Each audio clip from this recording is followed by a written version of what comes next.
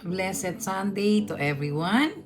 So, eto naman po tayo. Pagpapatuloy natin yung Genesis chapter 39. Ano po ba nilalaman nito?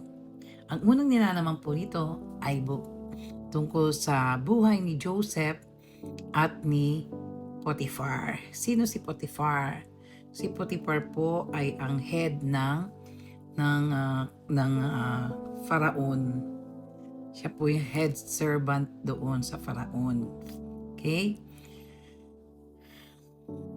Genesis 39 tells that the story of Joseph in Egypt, serving in the house of Potiphar, an officer of Faraon.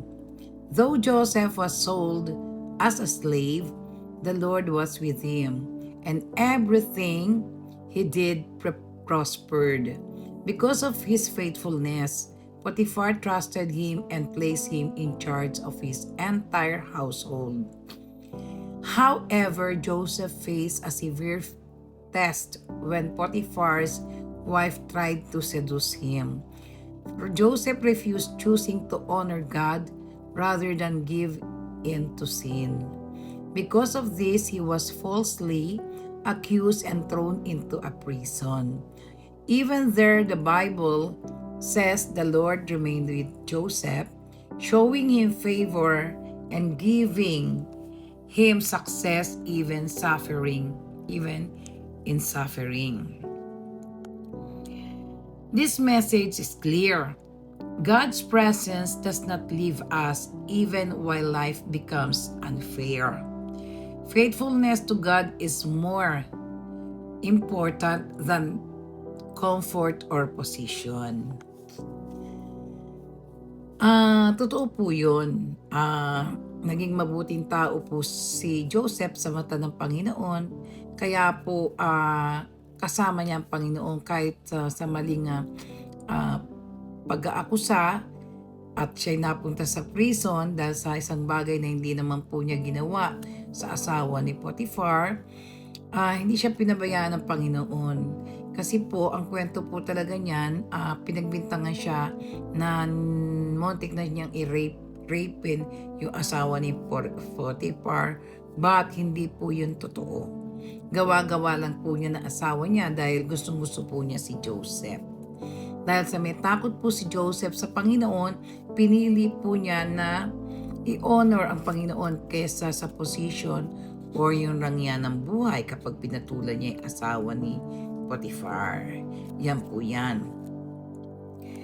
Ano po yung aral dito?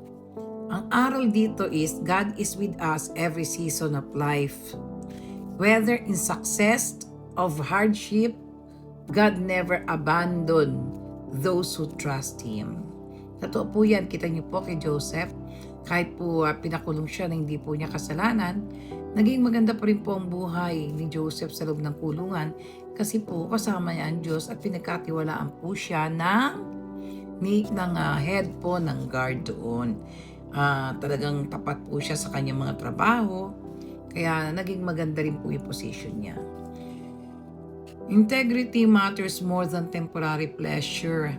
Joseph chose righteousness over sin even when no one was watching. Kahit wala po nakakakita sa kanya sa mga ginagawa niya, nanatili po siyang tapat sa Panginoon. Doing the right thing may still bring trials. Kahit puro tama po yung ginagawa niya, wala siyang ginagawang kasalanan, meron pa rin pong pagsubok. False accusation cannot stop God's plan.